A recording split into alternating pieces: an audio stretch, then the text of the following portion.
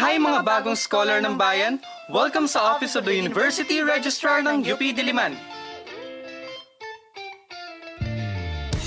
Ang admission section at registration and clearance section ang tumutulong sa admission guide, admission requirements, advanced freshman registration, assessment, billing, university clearance at UP ID ninyo. Ang student evaluation section at records management section naman ang nagtatago ng lahat ng records ng mga estudyante mula admission hanggang graduation. Kaya dito rin ginagawa ang pag-evaluate ng mga records ng mga candidates for graduation at iba pang cases at appeals ng mga estudyante. Sa transcript section naman pinaprocess ang Certificate of Graduation, English translation ng diploma, transcript of records, at iba pang academic records ng mga UP students.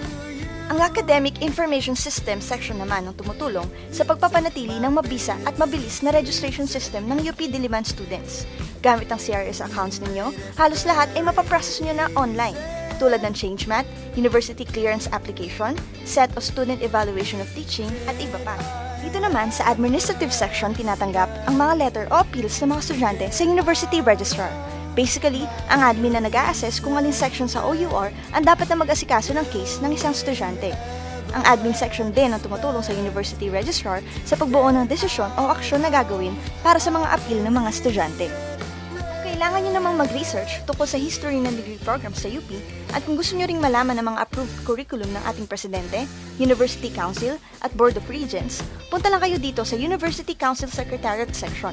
Ang UCS din ng punong abala sa mga meeting ng University Council Committees.